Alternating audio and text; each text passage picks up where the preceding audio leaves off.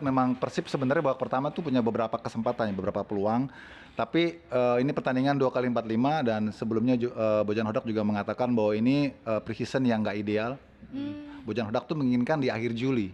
Karena ini pemain-pemain ini kan masih fase apa ya istilahnya retreat gitu ya, turun lagi mau naik lagi terlalu cepat. Kalau kita perhatiin Piala Presiden di era-era sebelumnya nggak seperti sekarang.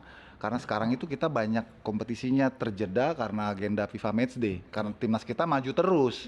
Kalau dulu kan sebelumnya kan timnas kita nggak sejauh ini, kita liga jalan terus saat FIFA Matchday. Jadi masih ada waktu istirahat untuk Piala Presiden itu cukup gitu loh. Kalau sekarang ya kita lihat sendiri ketika tim Persib terutama yang udah begitu banyak yang hilang pemainnya, sekarang proses peremajaan lagi, banyak pemain baru juga yang masuk yang langsung diturunin di sini kan pasti belum tune in mainnya.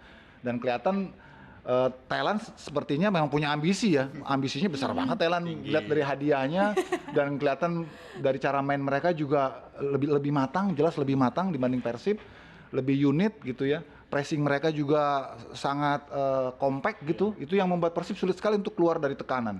Dan pemain nomor 10 ini juga luar biasa banget. Ini pemain Thailand kemarin jadi man of the match. Iya. Tinggi banget dan. Tapi aku penasaran ya, maksudnya kan gue nggak terlalu paham maksudnya Port FC ini sendiri, Bung Yuki, Bang Rizal. Apakah memang kalau dari segi level Persib jauh ya, masih di bawahnya Port FC atau sebenarnya gimana? Kalau level kualitas liga kita di bawah Thailand memang ya. Kalau dari sisi timnya sebetulnya kalau Persib dalam kekuatan seperti kemarin kita nggak kalah menurut gua. Tapi Persib sekarang kan 180 derajat nih, berbeda banget, hampir semua pemain intinya ya, pemain inti ya, hampir semua pemain inti. Paling yang tersisa kan cuman Mark doang di sini nih, yang masih Sonando juga masih bagus. Bukan pemain utama iya. Terus kipernya juga bukan lagi Mendoza kan, Teja Pakualam. Ya, sama ada Malis paling ya, yang masih ada di sini kan. Iya. Selebihnya kan banyak pemain baru, Dewangga baru, ada lagi Uliam Baros baru, terus Gocekea baru. Jadi banyak pemain asing yang baru pertama kali main di Liga Indonesia juga. Jadi beda gitu kan. Tapi menurut lu siapa pemain asing yang apakah kualitasnya bisa menggantikan pemain-pemain asing yang kemarin udah nganterin back to back? Gue belum bisa analisis ya. Memang karena pemain asing ini benar-benar baru pertama kali main di Indonesia. Jadi mungkin ya selain itulah, mungkin kita tahu William Marcelo pernah di Arema, terus ada Berginho juga yang pernah di Borneo. Oh iya, pemain-pemain yang pernah bermain di kita, yang sekarang kemudian di Persib kayak Berginho, Dewangga, gue rasa sih cukup prospektif untuk kita nantikan gitu, karena keduanya kan sudah nunjukin bagaimana kualitasnya mereka di level ataupun di klub-klub sebelumnya sangat bagus, konsisten. Nah tinggal bagaimana Bojan Hodak untuk menyatu padukan ini ya, menyatu padankan pemain-pemain baru ini, pemain lokalnya maupun juga pemain asingnya. Itu yang pekerjaan yang menurut gue sih nggak gampang, karena gue nggak tahu kapan terakhir kali tim Liga 1 yang habis juara kemudian rontok pemainnya habis gitu, kemudian dia bisa kembali lagi gitu ke level tinggi. Itu gue nggak tahu ya, tapi ini buat Persib ini pasti sangat berat ya, dan gue kira fokus mereka sekarang bagaimana rebuild lagi gitu ya, tanpa ada beban-beban harus ataupun iming-iming ataupun istilahnya embel-embel gue juara gitu, harus dilupain tuh karena sekarang squadnya udah beda nih. Itu juga yang harus Bobotoh pahamin juga gitu, jangan harus misalnya gue pengen tripit, ya lu terlalu ambisius banget, ini materi pemainnya benar-benar baru gitu. Tapi sebelum gue ngomong gue penasaran dulu sama lu bilang regenerasi itu dilakukan sekarang. Di saat kemarin memang secara usia pemainnya kan memang udah lumayan senior kan. Ini momentumnya pas nggak dilakukan sekarang? Ya harus dilakukan, harus maksudnya paralel ya. Regenerasinya pemain-pemain muda ini coba dipromosikan kan, kalau nggak salah ada Ariski juga tuh pemain baru dari youth-nya Persib. Lari cepet banget kemarin. Tuh, itu yang mesti dipromosikan juga ya. Terus ada siapa lagi, Zulkifli yang sebelah kiri itu, yang juga pemain baru juga, yang gue kira harus dimulai dari sekarang ya. Ini ajang yang tepat untuk melakukan itu. Di samping yang pemain-pemain senior tadi juga harus dicari penggantinya yang sepadan. Gue rasa masuknya Berginho, kemudian juga Dewangga itu bagus sih.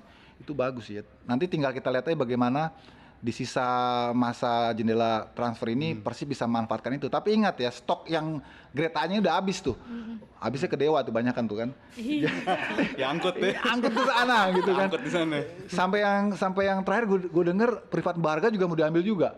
Setelah dapat Lili Pali sekarang dia Privat Barga gitu ya. Jadi ya makanya ini kan harus cepat berburu ya, harus cepat dalam waktu yang pendek ini ya. Bojan Hodak harus bisa kembaliin ininya lagi ke setelannya lagi gitu. Emang bukan kondisi yang ideal sih ya untuk pemain yang begitu banyak yang baru ikut turnamen seperti ini, emang jauh dari ideal. Emang kalau untuk hadapin musim yang baru juga pasti tricky banget. Dan kalau ngomongin terakhir kali tim juara abis itu timnya pada cabut, mungkin ini juga ya. Iya. Sriwijaya dulu ya. Iya. Sriwijayanya Kasardiola.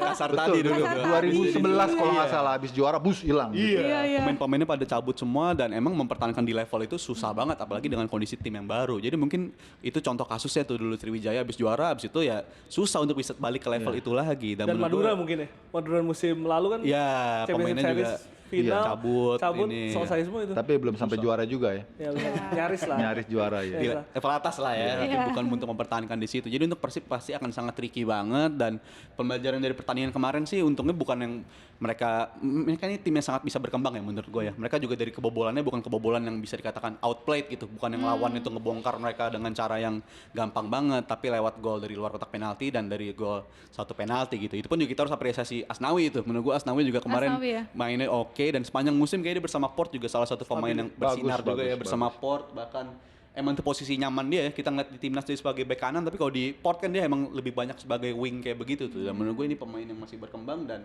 ini Persib ya PR-nya masih banyak tentunya walaupun kebobolannya bukan kebobolan yang outplayed gue bilang, tapi ini tim yang masih bisa berkembang dan untuk persaingan juara masih tricky, tapi tim yang bisa